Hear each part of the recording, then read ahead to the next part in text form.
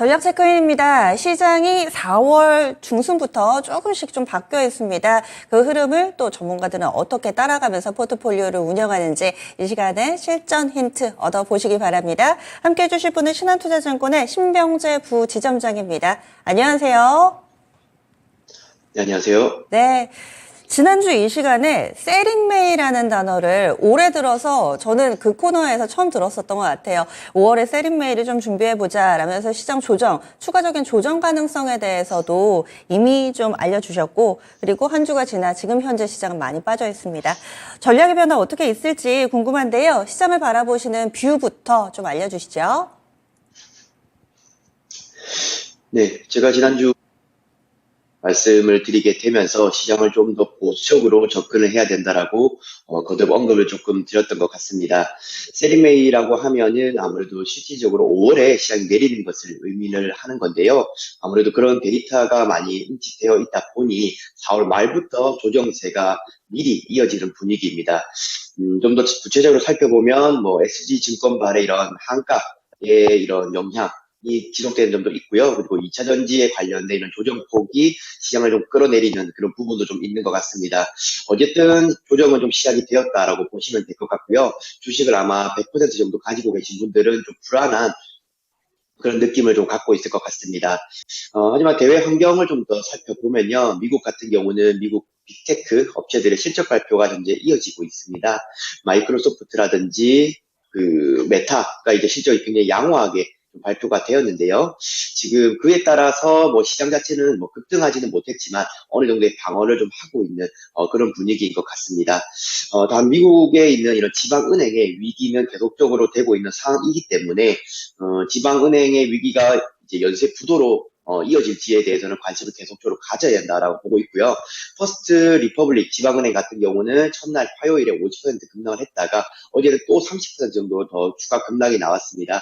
여기 은행권에서 이런 연쇄 부도가 더 길어지게 되면 아무리 빅테크가 실적이 좋게 나오더라도 심리가 무너지는 경우가 나올 수 있기 때문에 계속해서 조심해서 대응하시는 게 좋다라고 말씀을 좀 드리도록 하고요. 그리고 미국의 태양광 업체인 엠페이지 에너지 같은 경우도 어제 실적 악화 우려로 25% 정도 급락을 했습니다. 그래서 시장에는 변동성이 계속적으로 커지고 있는 이런 상황이다라고 보고 있고요. 이번 주가 지나고 다음 주가 돼서 FOMC 이후 25bp의 인상이 확인된 이후에 저희는 시장이 어느 정도 안정감을 찾아가지 않을까라고 보고 있습니다. 그리고 2차 전지 다음에 이런 차기 주도주에 대해서도 이야기가 굉장히 많이 나오고 있는데요. 반도체가 될 것인가 또는 최근에 흐름이 좋았던 자동차 쪽이 될 것인가 아니면 긴 기간 쉬었던 바이오 쪽이 될 것인가에 대해서는 논의가 많은 것 같습니다. 그리고 2차 전지가 다시 좀 랠리를 이어받을 수 있을 것이다 이런 의견도 있기 때문에 우선 그에 대한 판단은 5월 초 FOMC 이후에 결정을 한번 해보시는 게 좋을 것 같습니다. 네, 그래서 시장 추가적인 조정 가능성도 함께 열어두고 있습니다. 5월 초에 FOMC 때쯤까지는 다소 좀 어려운 장세 되지 않을까라는 말씀이신 건데 주식 대 현금 비중 어떻게 구성하고 계시죠? 네, 기존에 제가 주식과 현금 비중을 현금 30% 그리고 주식 70%로 유지를 하고 있었습니다. 아무래도 현금 30%는 이런 세리메이에 대해서 대비를 하자라는 의미였고요. 다행스럽게도 현금 비중은 좀 그냥 효자 역할을 좀 하고 있는 그런 분위기인 것 같습니다. 하지만 이번 주에 바로 집행하지는 않을 것이고요. 말씀드렸다시피 5월 초 넘겨서 이 나머지 현금 부분에 대해서는 매수에 대해서 결정을 좀 내릴 것 같습니다. 국내는 말씀드렸다시피 SG증권발 이런 분위기 때문에 오늘도 한가 행진을 좀 이어가고 있다라고 보시면 될 것 같고요. 코스닥 시장의 차트 일봉만 보더라도 지금 며칠 연속으로 이렇게 깨지고 있는 이런 모습입니다. 이런 시장에서는 섣불리 매수하는 것은 굉장히 위험하다라고 보고 있고요. 지금 대부분의 종목들 거의 80%의 종목들이 하락하고 있는 시장에서 나만의 종목만 올라갈 것이다 이렇게 기대하는 것은 저는 너무 무리가 있다라고 보고 있습니다. 이럴 때일수록 한 호흡을 좀 더 가다듬으시고 좀 더 관망하는 자세가 좀 필요하다라고 보고 있고요. 2차 전지 섹터 조정이 이제 본격적으로 이제 조정 구간에 들어갔는데 아무래도 에코프로의 이런 그룹주들이 쉬게 되면서 다른 섹터들까지도 좀 확장되는 이런 분위기인 것 같습니다. 그런 자금 흐름이 과연 어디에 갈지 계속 저희는 그 1, 2주간 동안 고민을 하면 될 것 같고요. 지금 흐름이 그나마 좋은 것은 자동차 부품 쪽, 자동차 완성차 이쪽인 것 같습니다. 또는 바이오 이런 좀 개별적인 모멘텀이 있는 이런 쪽 말고는 전체적인 분위기는 굉장히 암울해지고 있는 상황이다라고 된다라고 보고 있어서 현금 비중은 이번 주까지 좀 더 가져가 보도록 하고요. 다음 주 FOMC 이후에 추가 종목을 선정해서 진행을 하도록 하겠습니다. 4월 초에 이 코너가 시작할 때도 당시에도 7대 3의 비중을 얘기를 해주셨고 현재까지도 이 흐름을 유지하고 계신 건데 약간은 좀 아쉬운 점이 있다면 이 4월 중순 이후에 시장이 꺾일 거라고 미리 예고를 해주셨잖아요. 이 시간에. 그렇다면 현금을 좀 더 적극적으로 마련해놨으면 어땠을까 이런 생각도 좀 들거든요. 그렇게 실전에서 하지 않으시는 이유는 뭘까요? 네, 저희가 굉장히 큰 위기일 때 현금 비중을 50% 이상 이렇게 가져가는 경우도 좀 있긴 합니다. 하지만 사실상은 저희는 이런 주식시장의 위기를 주식으로 결국은 이겨낸 것이 맞다라고 보고 있고요. 현금으로서 수익률 포트를 좀 유지하는 방어를 하는 이런 방법도 있겠지만은 저희가 이럴 때일수록 오히려 저평가 밸류에 있는 종목들을 더 담아가야 된다라고 보고 있습니다. 특히나 제가 지금 가지고 있는 이런 시총 상위 종목들 같은 경우는 실제로 시장이 깨지는 것에 비해서는 하락 방어를 굉장히 잘 하고 있기 때문에 굳이 종목 교체나 리밸런싱을 좀 적극적으로 하면서 이제 회전율을 높이는 것보다는 현재 비중을 유지를 하면서 포트를 만들어가는 것이 좋다라고 보고 있고요. 아무리 저는 약간 금융위기 정도까지 수준이 아닌 이상 현금을 과하게 가져가는 이런 상황보다는 70대 30 정도는 어느 정도 균형적인 이런 포트로 생각하고 있어서 계속적으로 말씀을 드리고 있는 것 같습니다. 그래서 너무 보수적으로 가기보다는 시장 대비 선방할 수 있는 종목을 가져간다면 이것도 대안이다 설명을 해주시면서 7세 3의 비중 유지하고 있습니다. 그러면 지난주까지 포트폴리오 어떻게 구성되어 있었는지 보면서 리뷰해 볼게요. 종목도 단출합니다. 반도체하고 인터넷, 반도체 쪽에 유니셈이 40%, 그리고 네이버를 30% 이렇게 담고 있고요. 그 이전에는 제약바이오의 종목이었는데 이 네이버 지난주에 교체가 됐습니다. 그래서 유니셈하고 네이버 이렇게 두 종목을 현재 보유하고 있는 포트폴리오인데요. 전략에 변화 있는 종목이 있으신지 그리고 두 종목 리뷰를 해주실까요? 네, 지난주 바이오 종목 수익 좀 일부 났던 한미약품 같은 경우는 매도 의견을 좀 드렸었고요. 신규 종목으로 네이버를 한번 추천드렸습니다. 아무래도 미국 빅테크 실적 양호에 따라서 좀 수혜를 받을 수 있는 것은 국내 시총 상위 종목이다라고 보고 있고요. 마이크로소프트와 알파벳이 생각보다 예상치 상회를 내놓게 되면서 우리 국내 인터넷 업종에도 수혜가 될 것이다라고 보고 있습니다. 그래도 나름 시장 방어는 좀 잘 하고 있다라고 보고 있고요.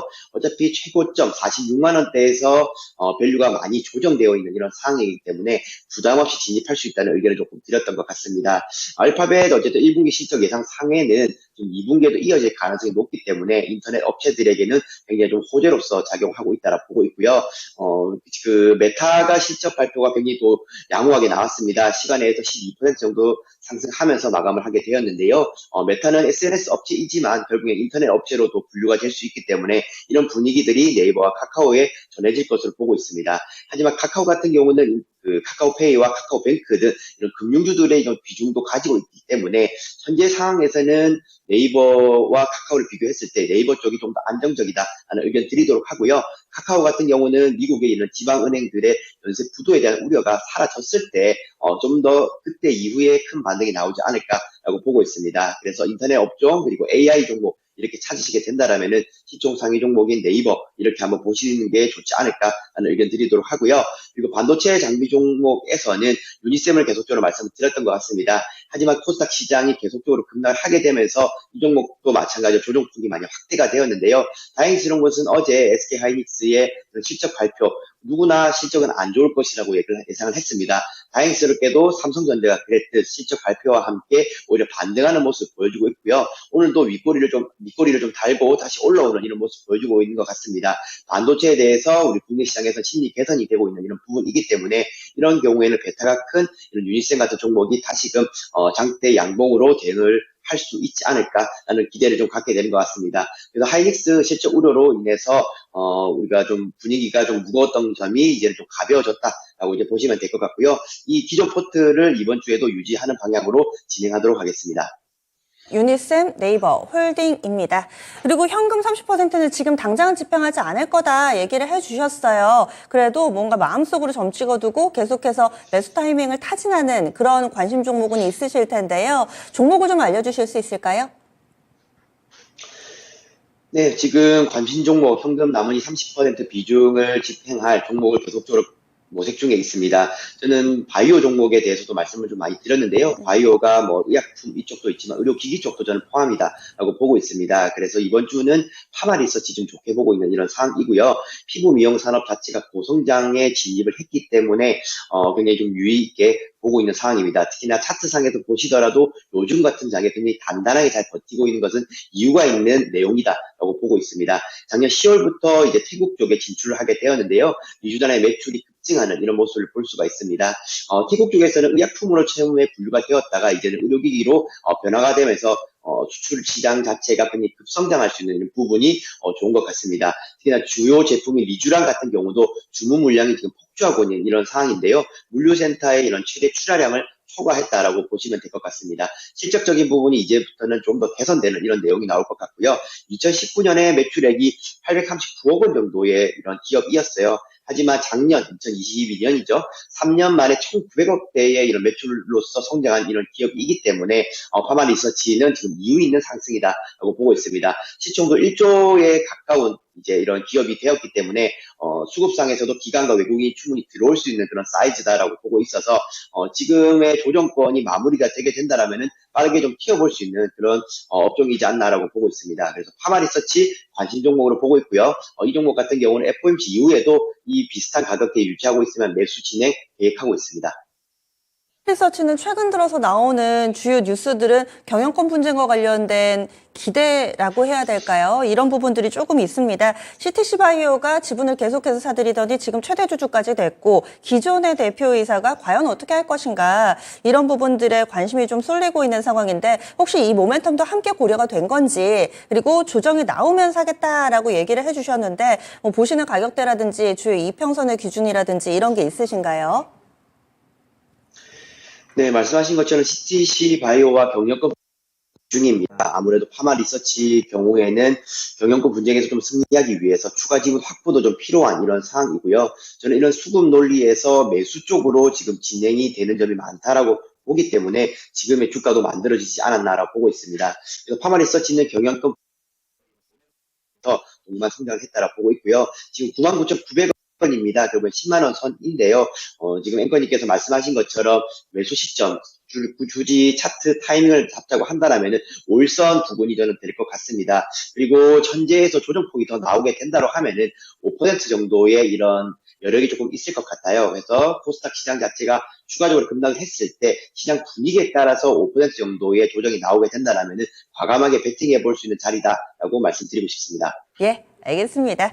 이렇게 해서 마무리 지을게요. 다음 주에 뵙겠습니다. 네, 감사합니다. 네.